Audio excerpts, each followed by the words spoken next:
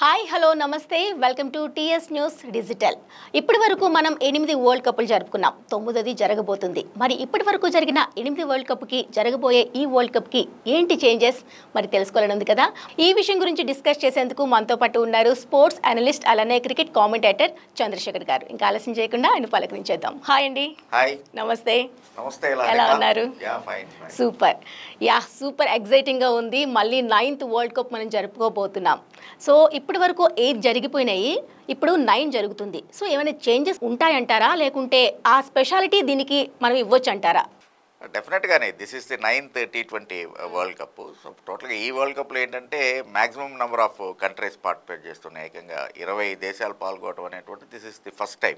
ఓ so ICC ఆ రకంగా అంటే క్రికెట్ ఎక్స్పాన్షన్ కోసమని తీసుకున్నటువంటి ఆలోచనలు వాటిల్లో భాగంగానే అసోసియేటెడ్ కంట్రీస్కి కూడా టోర్నమెంట్లు నిర్వహించి వాళ్ళు టాప్ ఫైనల్స్లో అయినటువంటి వాళ్ళందరినీ కూడా యాడ్ చేసుకుంటూ వచ్చి అంటే రెగ్యులర్ క్రికెట్ నేషన్స్ ఏవైతే ఉన్నాయో టెస్ట్ ప్లేయింగ్ కంట్రీస్ వాటితో పాటుగా ఇంకా మిగిలినటువంటి ఎక్స్పాన్షన్లో భాగంగా వాళ్ళ క్యాచ్మెంట్ ఏరియా అనుకున్నట్టుగా సో వాళ్ళకు కూడా ఇంక్లూజన్ ఇచ్చేసి వాళ్ళు కూడా పార్టిసిపేట్ చేసే విధంగా వాళ్ళకి సౌకర్యాన్ని కలిగించడం అనేటువంటిది ఈ 9th T20 వరల్డ్ కప్లో ఉన్నటువంటి స్పెషాలిటీ. సో 20 టీమ్స్ అనేటప్పటికీ జస్ట్ ఇమాజిన్ మామూలుగా ఎందుకంటే అందరూ అంటూ ఉంటారు సహజంగానే దీన్నేమో వరల్డ్ కప్ అంటారు, కానీ తిప్పి కొడితే 10 టీములు కూడా అంటే 10 కంట్రీస్ నుంచి పార్టిసిపేట్ చేస్తూ ఉంటారు. ఇంకా ఇంత పెద్ద ప్రపంచంలో 10గా ఆడితేనే దాన్ని వరల్డ్ కప్ అనాలా అనేటువంటి సెటారికల్ స్టేట్మెంట్స్ చాలా వింటూనే ఉన్నాం. సో అందుకని ఒక రకంగా దానికి చెక్ చెప్పడానికి అన్నట్టుగానే అవ్వచ్చు కాక ఏదైనా కానీ మొత్తానికి 20 టీమ్స్ పాల్గొనడం అనేటువంటి జరుగుతుంది. ఇంకొక విశేషం ఏంటంటే 20 టీమ్స్ పాల్గొంటున్నా కూడా టెస్ట్ మ్యాచెస్ ఆడేటువంటి జింబాబ్వేకి ఈ వరల్డ్ కప్లో ఎంట్రీ లేకపోవడం అనేది దట్స్ ఒక రకంగా బిగ్ షాక్. ఎందుకంటే Zimbabwe is one of the best cricketing nation. So అలాంటి దాంట్లో జింబాబ్వేకి అంటే అఫ్కోర్స్ వాళ్ళు క్వాలిఫైయింగ్ మ్యాచ్ల్లో గెలవలేకపోవడంతో వాళ్ళు ఆ రకమైనటువంటి ఇది జరిగి నమీబియా వాళ్ళని ఓడించింది ఫైనల్స్లో. They are the winners. So అందుకని వాళ్ళకి ఛాన్స్ వచ్చింది నమీబియాకి, జింబాబ్వేకి రాలేదు. సో ఈ రకమైనటువంటి డిఫరెన్స్ ఒకటి ఉంది. ప్లస్ ఇంకొకటి ఏంటి అంటే మెయిన్గా అమెరికా హోస్ట్ చేస్తోంది దీన్ని. అసలు క్రికెట్ అంటే తెలియనటువంటి దేశం అమెరికా హోస్ట్ చేయటం. West Indies of course is a co హోస్టర్. So అంటే వెస్టిండీస్ అండ్ అమెరికా రెండు కలిపి ఈ వరల్డ్ కప్ని హోస్ట్ చేస్తూ ఉన్నాయి. అది కూడా ఒక బిగ్ న్యూస్. 20 టీమ్స్ పార్టిసిపేట్ చేయటం అనేటువంటిది ఒక న్యూస్ అయితే అమెరికా హోస్ట్ చేయటం అనేటువంటిది ఒక న్యూస్. సో ఆ రకమైనటువంటి చేంజెస్ రూల్స్లో of course there are so many. అది రూల్స్ సపరేట్గా మనం మాట్లాడుకున్నాం. ఓవరాల్గా outside line of the tournament ఏంటి అనేది ఆలోచిస్తే కనుక these two are the major attractive point. Correct. చాలా ఇంట్రెస్టింగ్గా ఉంది. సో 20 కంట్రీస్ పార్టిసిపేట్ చేస్తున్నాయి అంటే మన ఇండియా పైన ఏమైనా ప్రభావం పడుతుందంటారా? మనకు ఎటువంటి ఛాన్సెస్ ఎక్కువ ఉంటాయి, తగ్గుతాయి అంటారా? లేదు, ఇది అంటే పేరుకి 20 టీమ్స్ పార్టిసిపేట్ చేస్తున్నాయనేటువంటిదే కానీ బట్ యాక్చువల్గా దాన్ని మళ్ళీ అంటే 20 టీమ్స్ డివైడెడ్ ఇంటూ 4 గ్రూప్స్, ఒక్కో గ్రూప్లో 5 టీమ్స్ ఉండటం, 5 కంట్రీస్ ఉండటం. ఆ తర్వాత అల్టిమేట్గా సూపర్ 8కి వెళ్తాయి. ప్రతి గ్రూప్లోనూ టాప్లో ఉండేటువంటి సపోజ్ మన గ్రూప్ ఉంది, మన గ్రూప్లో India, Pakistan, of course Ireland ఒకటి పెద్ద టీము. ఆ తర్వాత ఉన్నటువంటిది యుఎస్ఏ హోస్టింగ్ కంట్రీ కింద వాళ్ళకి ఎంట్రీ ఉంది. సో అలాగే USA and Canada. So USA Canada ఇప్పుడిప్పుడే బుడిబుడి అడుగులు వేస్తున్నటువంటి జట్లు కాబట్టి వాటితో పెద్ద లేదు. But Ireland is a tough side, no doubt. మొత్తానికి ప్రతి గ్రూప్ నుంచి కూడా రెండు వెళ్తూ ఉంటాయి. సో అందుకని అక్కడ సూపర్ 8. సో అక్కడ యాక్చువల్గా ద రియల్ ఫైట్ అనేటువంటిది మొదలయ్యేటువంటిది అక్కడ. ఇదంతా కూడా స్క్రాప్ని తీసేసేయడానికి జరిగేటువంటిది.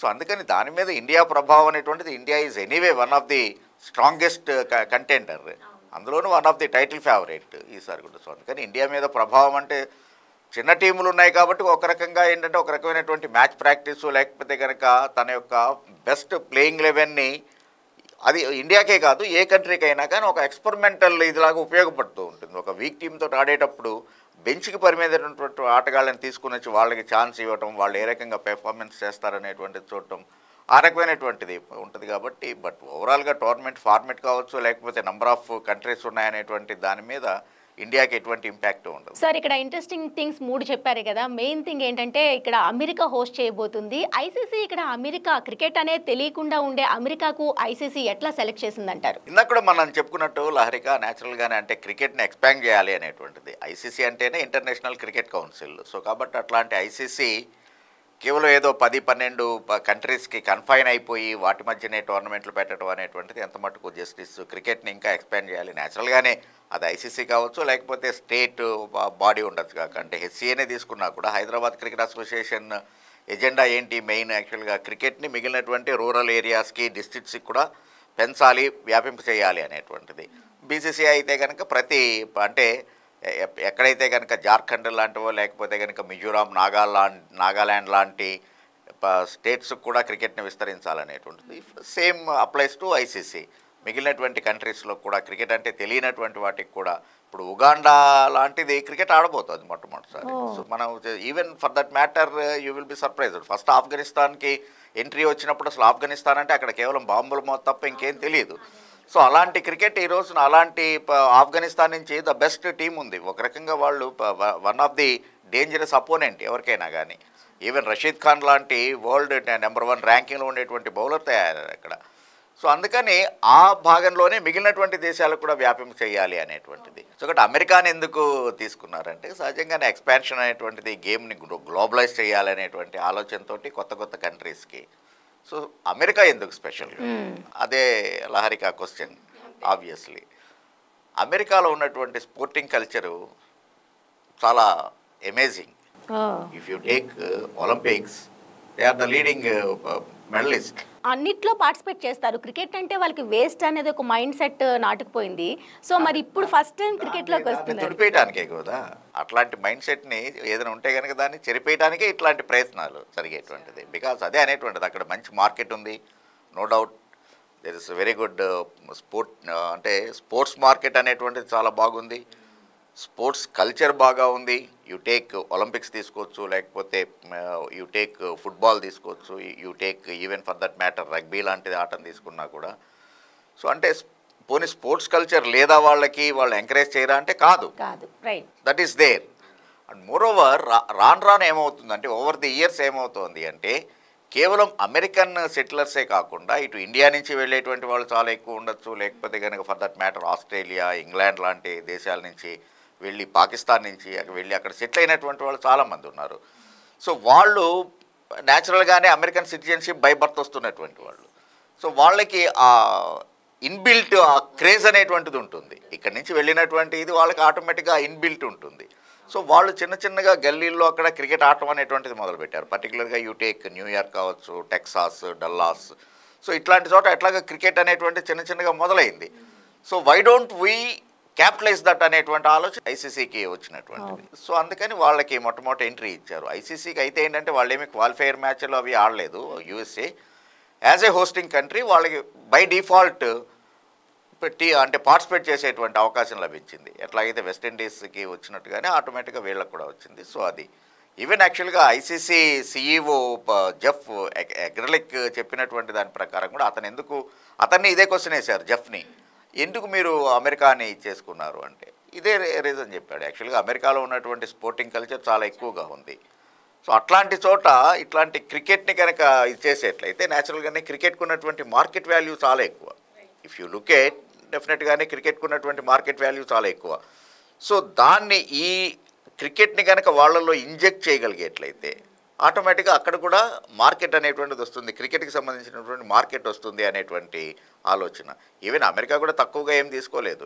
ఈవెన్ కోరీ ఆండర్సన్ లాంటి ఒక న్యూజిలాండ్ ఫార్మర్ ఆల్రౌండర్ని వాళ్ళ టీంలో పెట్టుకున్నారు అంటే హౌ సీరియస్ దే ఆర్ అనేటువంటిది అర్థమవుతుంది. అంటే వాళ్ళ టీం కాంపోజిషన్ని ఎంత సీరియస్గా తీసుకున్నారు అనేటువంటిది. So these are all the reasons. ఇప్పుడు బీజింగ్లో ఒలింపిక్స్ చేశారు. సో బీజింగ్లో ఒలింపిక్స్ ఫస్ట్ బిడ్ వేసిన తర్వాత, బీజింగ్ సక్సెస్ అయిన తర్వాత ఆ బిడ్లో చాలా కామెంట్స్ అనేటువంటివి వచ్చాయి. బీజింగ్లో ఏం ఫెసిలిటీస్ ఉన్నాయి కనుక ఏంటి ఇన్ని కోట్లు తగలబెట్టి చేయాల్సినటువంటి అవసరం ఉందా అనేటువంటిది. వన్స్ ఒలింపిక్స్ సక్సెస్ అయిన తర్వాత అక్కడ బికాస్ కేవలం వాళ్ళు అక్కడ స్టేడియాలని నిర్మించడం కోసమే 400 to 450 crores స్పెండ్ చేసినటువంటి ఇది ఉంది. సో ఇంత అవసరమా అనేటువంటిది. ఇప్పుడు ఈవెన్ హైదరాబాద్లో మనం యాక్చువల్గా మోటార్ రేస్ని ట్రై చేసాం. మనం లాస్ట్ గవర్నమెంట్ ఉన్నప్పుడు ట్రై చేసినటువంటిది. మరి హైదరాబాద్ కల్చర్కి, నేచర్కి అది అవసరమా? కానీ ఎందుకు ట్రై చేసాం? బికాస్ డిఫరెంట్ స్పోర్ట్ని ఇంట్రడ్యూస్ చేస్తూ ఉంటే న్యాచురల్గానే అందరిలోనూ ఆ స్పోర్టింగ్ నేచర్ అనేటువంటిది, ఆ రకమైనటువంటిది న్యాచురల్గానే sports will bring you the positiveness. and the competitiveness. Right. So, and the sports persons are the real ambassadors, and we strongly believe in that, in fact. So కాబట్టి ఇలాంటి పాజిటివ్ నేచర్స్ ఉన్నటువంటి దాన్ని కొత్త కొత్త ఏరియాస్కి ఇంట్రడ్యూస్ చేయాల్సినటువంటి అవసరం ఉంది. ఇప్పుడు మన దేశంలో చూస్తే కనుక ఒరిస్సాలో మొట్టమొదట వరల్డ్ హాకీ టోర్నమెంట్ని ఆర్గనైజ్ చేసింది ఒరిస్సా గవర్నమెంట్. అక్కడ హాకీ కల్చరే లేదు. బట్ మనమంతా కూడా హాకీ మన జాతీయ క్రీడ, మొట్టమొదటి 3 వరుస ఒలింపిక్స్ గెలిచాం, మనం మెడల్స్, గోల్డ్ మెడల్స్ గెలిచామని గర్వంగా చెప్పుకోవటమే కానీ ఆ లెగసీని మనం క్యారీ చేయలేకపోతున్నాం ఇక్కడ. So to bring out that legacy you need to have certain special ideas or some kind of daring steps. So కాబట్టి వీటన్నిటిని దృష్టిలో పెట్టుకొని ఐసీసీ యూఎస్ఏని ఇది చేసింది. నెంబర్ 1 అక్కడ ఉన్నటువంటి మార్కెటింగ్ దాన్ని ఎన్కాష్ చేసుకునేటువంటి ఆలోచన ఒకటి, ఇంకొకటి వాళ్ళ దాని ప్రకారమే ఉండేటువంటి ఎజెండాలో ఉండేటువంటి కొత్త ఏరియాలకి డెవలప్ చేయాలనేటువంటి ఇది. ఇప్పుడు అక్కడ టోటల్గా world cup 55 matches including finals. Out of 55, 16 matches are going to be held in USA. మిగిలినటువంటివన్నీ కూడా సూపర్ 8 స్టేజ్ నుంచి of course the venue will be shifted to West Indies. So కాబట్టి ఆ దాంట్లో న్యూయార్క్లో ఇండియా అండ్ పాకిస్తాన్ మ్యాచ్ జరగబోతోంది అక్కడ. Oh my god. Okay. So అంటే ఇండియా పాకిస్తాన్ అన్న వెంటనే you take any sport, not only cricket, let it be hockey కావచ్చు కాక ఏదైనా సరే, టోటల్గానే ఇండియా పాకిస్తాన్ క్లాష్ అనేటప్పటికీ దానికి ఒక బిగ్ క్రేజ్ అనేటువంటిది క్రియేట్ అవుతుంది, ఒక హైప్ క్రియేట్ అయి ఉంటుంది. సో కాబట్టి అట్లాంటి దాన్ని even New York people are wondering, ఆ యూఎస్ఏ వాళ్ళే వండర్ అవుతుంది. ఇండియా పాకిస్తాన్ మ్యాచ్కి ఏకంగా $20,000 అక్కడ ఆ రేట్ పెట్టారు టికెట్కి. అంటే కనుక అంటే 16.5 lakhs ఇండియన్ కరెన్సీ ప్రకారం చూస్తే ఒక మ్యాచ్ చూడటానికి 6.5 కోట్లు, 16,65,000 కరెక్ట్గా ఫిగర్స్ చెప్పాలి అంటే కనుక ఇప్పుడున్నటువంటి రేట్ ప్రకారం. అంటే 16.5 లక్షలు పెట్టి ఒకళ్ళు టికెట్ కొని వెళ్తున్నారు అంటే ఆ క్రేజ్ ఎంత ఉన్నట్టు. సో అలాంటి ఈవెంట్స్ కనుక జరిగేట్లయితే న్యాచురల్గానే ఎందుకు ఇందాక లహరిక అన్నట్టుగానే క్రికెట్ అంటే వేస్ట్, ఒక లేజీ గేమ్ అనేటువంటి ఫీలింగ్ కూడా ఉంది కదా సార్ అమెరికన్స్కి అని చెప్పేసి అన్నావు కదా. సో కాబట్టి అది పోతుంది ఇట్లాంటి మ్యాచ్లు జరగటం వల్ల. ఆ ఉన్నటువంటి ఆ నైల్ బైటింగ్, ఆ ఫినిష్లు అవి చూసేటప్పటికి, ఎలక్ట్రిఫైయింగ్ మ్యాచెస్ని చూసేటప్పటికి వాళ్ళల్లో కూడా క్రికెట్ మీద ఇంట్రెస్ట్ అనేటువంటిది. ఆ రకంగా ఇంకో కొత్త కంట్రీ తయారవుతుంది క్రికెట్ అనేటువంటిది.